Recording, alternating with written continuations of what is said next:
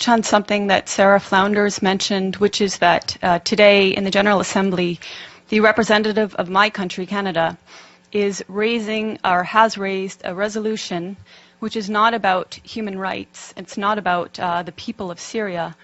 It's a resolution meant to point fingers and to vilify the governments of Syria and Russia. And this resolution relates to a UN Security Council resolution that was vetoed by Russia and China some days ago. That resolution pertained to another useless ceasefire in Syria, which would have no bearing on, bring no good to the people of Syria, and which follows a week of liberation of areas of Aleppo, which now amounts to about 95% of areas of Aleppo that have been occupied for years by terrorist factions. So at this time, when 100,000 civilians in these areas occupied for years by terrorist factions have been liberated, the UN, parties in the UN wanted to impose another ceasefire. And I want to remind people why these ceasefires are indeed pointless. The last ceasefire in September was from the very start negated by 20 main terrorist factions who declared they were not going to participate, and from the very beginning violated the ceasefire over 300 times during the duration of the ceasefire.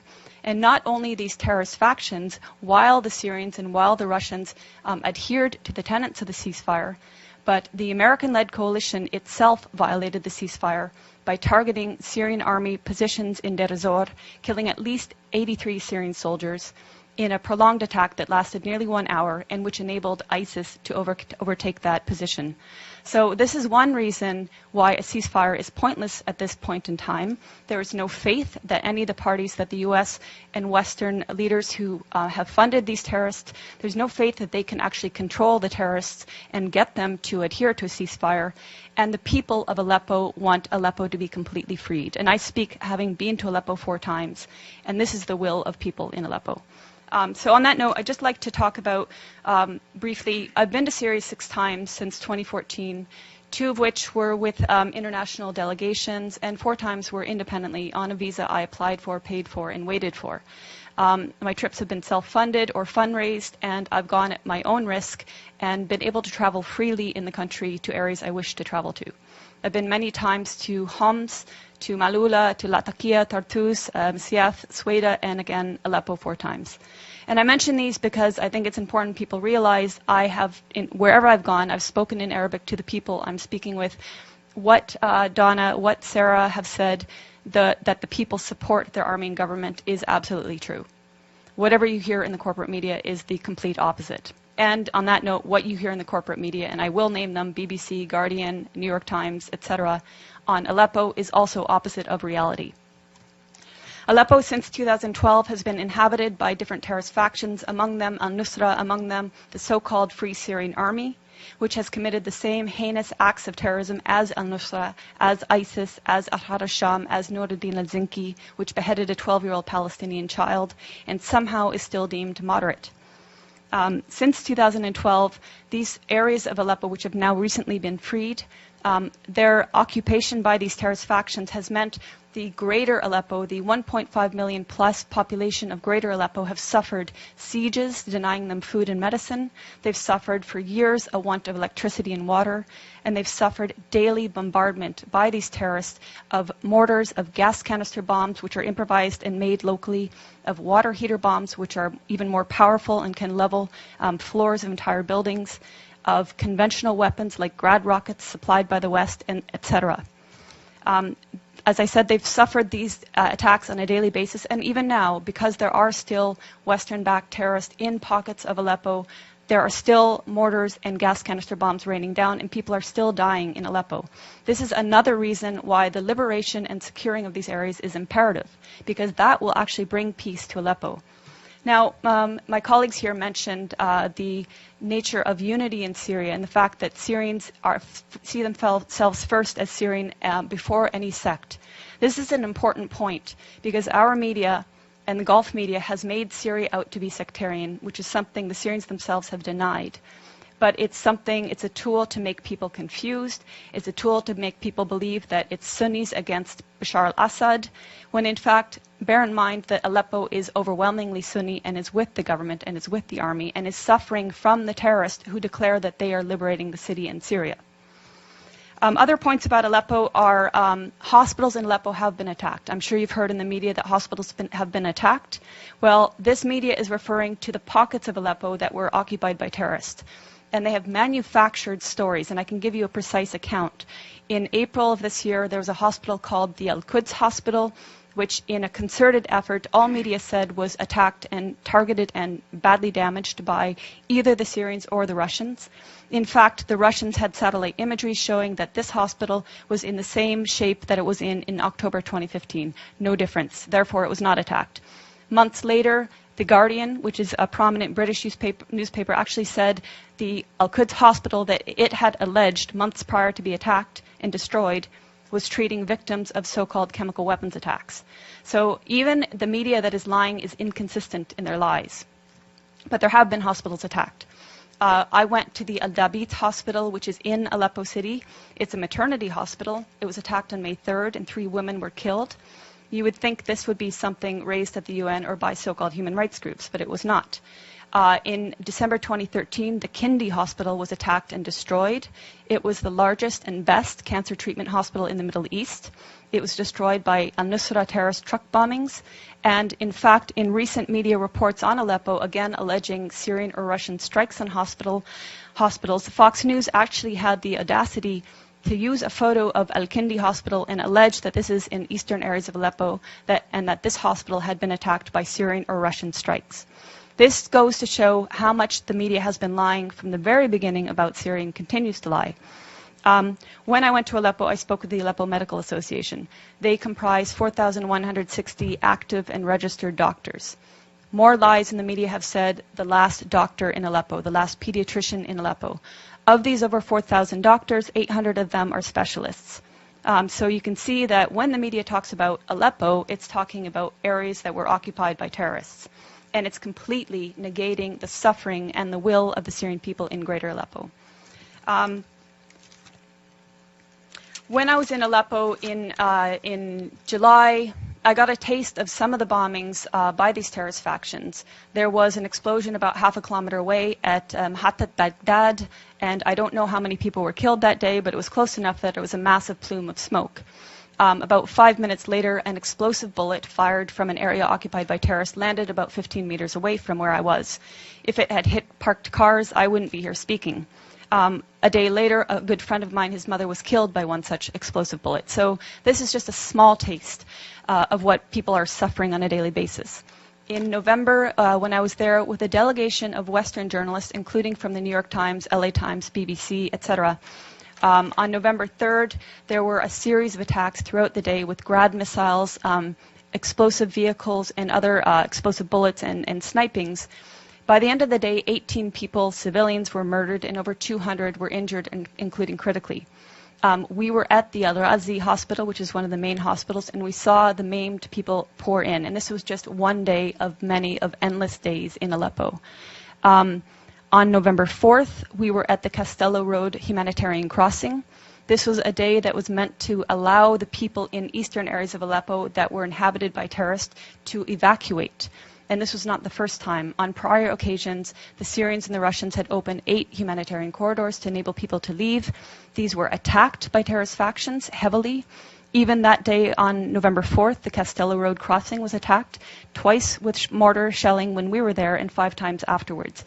Clearly, there has been political will and intent by the Syrian government and its Russian allies to enable civilians to leave, to minimize any sort of loss of human life. Clearly, the terrorists that declare themselves liberators of Syria do not want people to leave. They've been holding civilians hostage.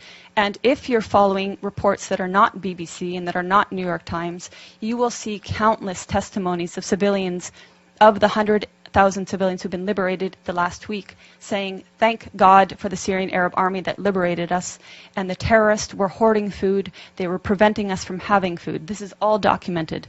Also documented are that areas in these areas occupied by terrorists, including a school, were housing chemicals used to make chemical weapons. And you could see also the gas canisters that were used to make explosive gas canister bombs. In fact, even when I was in Leiramun, we saw a factory in one of the buildings that was used to make gas canister bombs. In Leiramun, we also saw evidence of the so-called Free Syrian Army that some people say doesn't exist anymore. The 16th Brigades was active there. They had a cell underground, 3 stories below, that was perfectly intact in spite of aerial bombings above ground. And I make this point because people talk about the destruction in Aleppo as if the physical destruction matters. It's the people that the Syrian government and the Syrian people care about. And the destruction in areas occupied by terrorists occurs because the terrorists are bunkering below ground, come up above ground, fire their bombs on civilian populations, and go back below ground. So I just want to address a few other myths. Some of the myths that have been about Aleppo and Syria in general have been that the Syrian government and army are starving the population. Again, I refer to testimonies of people, even people I met with in November. I met with a family of displaced people from El Halak, which is north of Bustan al-Pasha, which was an area, both areas occupied by terrorists. At that time, when I met them on November 10th, he told me that they had fled along with about 40 others on about 20 days prior, and that they had tried twice prior to flee, but they were prevented violently so from doing so by the terrorists that inhabited those areas. This is the case. These are the testimonies coming out of Aleppo now. People saying, we tried to flee, they wouldn't let us, they shot at us. There are also videos showing people who did manage to flee coming under fire and the Syrian army actually protecting them, acting as human shields. So that's to say that what we've been hearing in the corporate media is not depicting an accurate image of what's happening in Aleppo. The corporate media is saying that the Syrian army is attacking people, and until today, the corporate media is maintaining this, even though the exact opposite is true. I would ask you to follow the voices of people in Syria who, like my colleagues here said, they want you to speak the truth. They're tired of lies. They're very well aware of the lies that our media is purporting and that our human rights groups are purporting. They want an end to the violence. They don't want this war to continue. They didn't ask for this war. But as my colleagues stressed, Syria is a sovereign nation. It has the right to fight against terrorism. And we know that 101 of 193 UN member states have sent terrorists to Syria to slaughter and destroy. So Syria is fighting a war against terrorism. It's winning in Aleppo, and hopefully either the terrorists will accept a deal to be transported out of Aleppo, hopefully they will participate in the Musalaha, the reconciliation, will lay down their arms, will take the amnesty offered to them by the government and which has been taken by thousands of former militants. And hopefully, above all, the U.S. will stop supporting terrorism and stop funding terrorism. And hopefully this new bill will take fire, will be supported, and actually it will be impossible to fund and armed mercenaries from FSA, Ahrar al-Sham, Nuruddin al-Zinki, and all the colors in between, because they're all the same terrorists. Yeah, thank you. Thank you, Eva. Very informative. Thank you very much. Now we are open to questions, if there are questions. The gentleman in the back. Thank you very much. I'm Christopher Ronneberg with the Norwegian newspaper Aftenposten. A question for, or two questions for Ms. Bartlett here. As a journalist, I'm sure you can appreciate getting other impressions than empirical impressions from the ground. When you talk about the Syrian people and what the Syrian people want, how can you quantify that? Do you have any independent surveys where you can actually document that? And secondly, you talk about the corporate media, the Western media, the lies, and all of this. Could you explain what you think might be the agenda from us in the Western media, and why we should lie, why the international organizations on the ground should lie, why we shouldn't believe all these absolutely documentable facts that we see from the ground, these hospitals being bombed, these civilians who are talking about the atrocities that they have been experiencing. How can you justify calling all of us liars? Sure. Thank you. I mean, there are certainly honest journalists amongst the very compromised establishment media. Let's start with your second question. So, international organizations on the ground. Tell me which ones are on the ground in eastern Aleppo. Yeah, okay, I'll tell you, there are none. There are none. These organizations are relying on the Syrian Observatory for Human Rights, which is based in Coventry, UK, and which is one man. They're relying on compromised groups like the White Helmets, which, let's talk about the White Helmets. The White Helmets were founded in 2013 by a British ex-military officer. They have been funded to the tune of $100 million by the US, UK, and Europe and other states. They purport to be rescuing civilians in eastern Aleppo and Idlib, yet no one in eastern Aleppo has heard of them. And I say no one, bearing in mind that now 95% of these areas of eastern Aleppo are liberated. The White Helmets purport to be neutral, yet they can be found carrying guns and standing on the dead bodies of Syrian soldiers. And their video footage actually contains children that have been recycled in different reports. So you can find a girl named Aya who turns up in a report in month, say, August, and she turns up in the next month in 2 different locations. So they are not credible. The SOHR is not credible. Unnamed activists are not credible.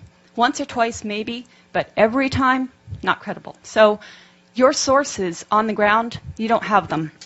As for your agenda, not your, but the agenda of some corporate media, it is the agenda of regime change. How can the New York Times, I was reading it this morning, or how can Democracy Now!, which I was reading the other day, maintain until this day that this is a civil war in Syria? How can they maintain until this day that that the protests were unarmed and nonviolent until, say, 2012? That is absolutely not true. How can they maintain that the Syrian government is attacking civilians in Aleppo when every person that's coming out of these areas occupied by terrorists is saying the opposite? So that's with regards to your question on lying Western media. How do I quantify the support of the Syrian people? The elections. In 2014, the Syrian people held elections. The voter turnout was 88%, including people in Lebanon, where I was during the elections in Lebanon, which were actually ran for 2 days, extended hours, people walking for kilometers to reach the embassy, including people who flew from their own countries like mine, which has criminally shut the Syrian embassy so that Syrian people have no rights, and including people within Syria who braved a torrent of terrorist mortars and missiles on election day. And yet, voter turnout rate was something like 88%, I believe. And the election, the results were 78, I believe. I think Tim Anderson gives you the opposite. Okay, I might get the turnout wrong. So the results. 74 was the participation. 74 participate, 88. Okay. Anyway, the point being, overwhelmingly, the people support President Assad. That's based on elections, based on my own travels. Okay, so that's subjective. But as I said, I've traveled around Syria, talked with people of all faiths, all walks of life, and there are people that want change in the government. We're not pretending they don't want change. Everybody wants change. But in terms of support of the government, the point is they don't see President Assad as the problem. They see the problem as terrorism. They see elements of problems in the system that they have there. But President Assad, they don't see as the problem. They actually overwhelmingly support him. So I'm basing it on their choice in their leader, and I'm basing it on my interactions with people in Syria and Lebanon.